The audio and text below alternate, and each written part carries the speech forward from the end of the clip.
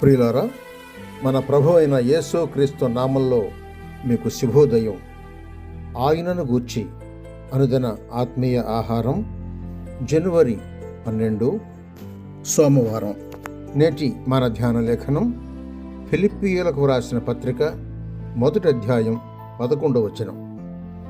క్రీస్తు దినమునకు నిష్కపటులను నిర్దోషులను కావాలని ప్రార్థించుచున్నాను.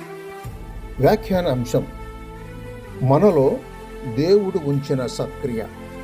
వ్యాఖ్యానాంశం: మనలో దేవుడు ఉంచిన సత్క్రియ.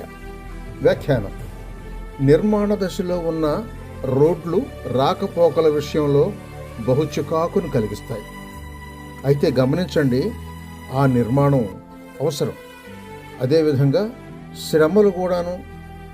శ్రమలు అపోస్తలుడైన పౌలుకు కొత్త ఏం కాదు.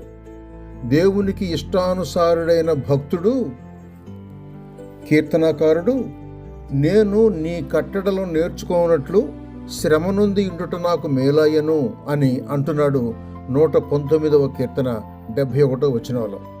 పౌలు భక్తుని దృష్టిలో అతని బంధకాలు, శ్రమలు అతను భరించాల్సి ఉందన్న విషయం కాదు, కానీ సువార్తను ప్రకటించడానికి, సాక్ష్యం ఇవ్వడానికి ఒక అవకాశం. ఇది జీవితాంతం కొనసాగే దేవునితో ప్రయాణాల్లో భాగం మాత్రమే.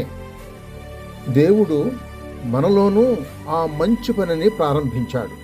క్రీస్తు వచ్చినప్పుడు దాన్ని పూర్తి చేస్తాడు. 6వ వచనం గమనించండి. క్రీస్తుతో మనకున్న సంబంధంలో ఎదుగుతూ ఉన్నాం కనుక దేవుడు మన నుంచి ఏం ఆశిస్తున్నాడో తెలుసుకునేలా అవగాహన, వివేచన పెరగాలని పౌలు ప్రార్థిస్తున్నాడు.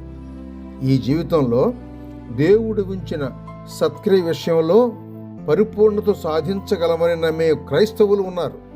సరే, వారు బహిరంగంగా చెప్పకపోయినా పరిపూర్ణులుగా ఉన్నట్లు ప్రవర్తిస్తారు.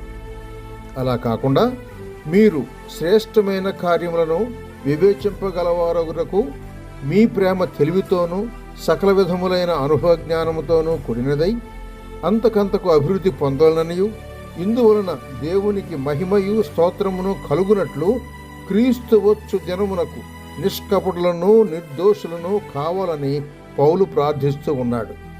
1వ అధ్యాయం 9 నుండి 11 వచనాలు చూడండి.